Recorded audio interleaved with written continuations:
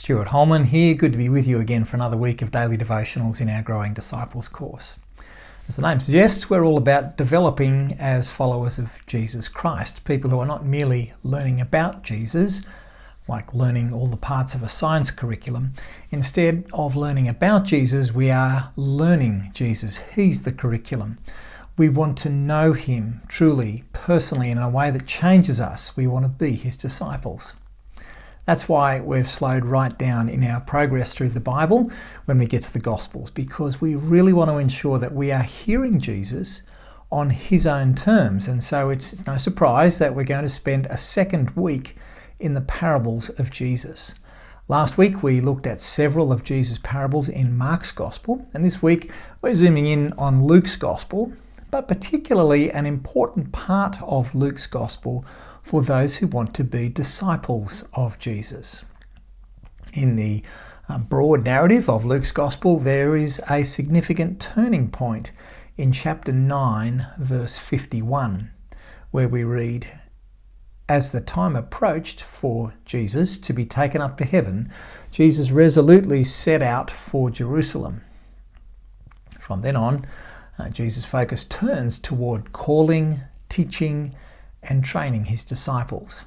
And for this purpose, he employs some of his best-known parables, the parables of the lost sheep, the prodigal son, the shrewd manager, the camel and the eye of the needle, and today's parable, the Good Samaritan. Now, all these well-known parables are aimed at calling, refining, training, and equipping disciples of Jesus. And so, turning now to Luke chapter 10, as Jesus is now on the road to Jerusalem. On one occasion, an expert in the law stood up to test Jesus. "Teacher," he asked, "what must I do to inherit eternal life?"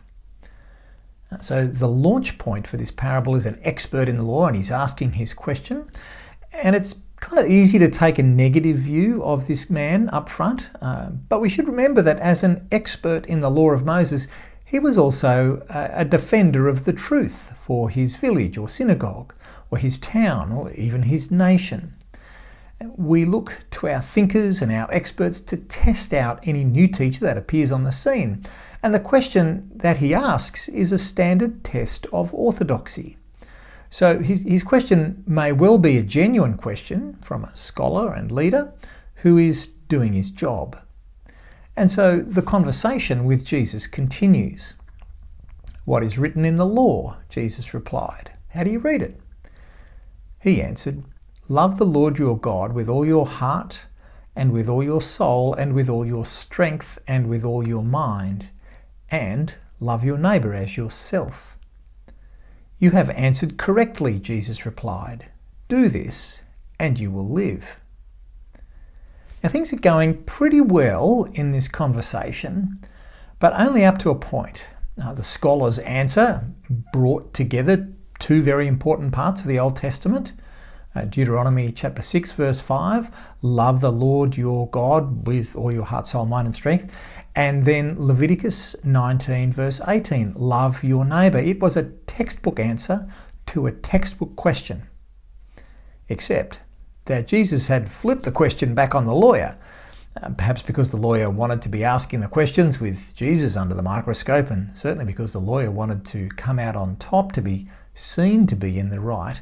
The dialogue continues in verse 29. But he, that is the lawyer, wanted to justify himself. So he asked Jesus, "And who is my neighbour?" That's the crunch question that actually triggers the parable of the Good Samaritan, a parable told, I think, for the benefit of disciples and would-be disciples listening in as much as for the teacher of the law. But Jesus' answer is coloured by the lawyer's attempted self-justification. Will the lawyer, who was no doubt highly respected for his compliance with the law of Moses, will the lawyer meet Jesus' standards? In reply, Jesus said, "A man was going down from Jerusalem to Jericho when he was attacked by robbers. They stripped him of his clothes, beat him, and went away, leaving him half dead. A priest happened to be going down the same road, and when he saw the man, he passed by on the other side. So too a Levite, when he came to the place and saw him, passed by on the other side. But a Samaritan, and remember how much the Jews and the Samaritans despised each other, a Samaritan, as he travelled, came where the man was, and when he saw him, took pity on him. He went to him and bandaged his wounds, pouring on oil and wine. Then he put the man on his own donkey, brought him to an inn, and took care of him. The next day he took out 2 denarii and gave them to the innkeeper. "Look after him," he said, "and when I return I will reimburse you for any extra expense you may have."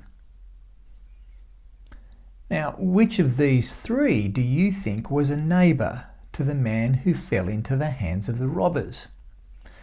The expert in the law replied, "The one who had mercy on him." Couldn't actually label him a Samaritan, could he? Jesus told him, "Go and do likewise." So the parable launched with the lawyer asking for a more precise definition of just who was his neighbour, which the law of Moses said he was obligated to love. But the discussion has morphed, because what the lawyer now wants to know is, what's the minimum standard of obligation to be met? If Jesus defines neighbour as these people but not those people, well then the bar is set. All the lawyer has to do, and all we have to do, is to jump high enough to get over that bar.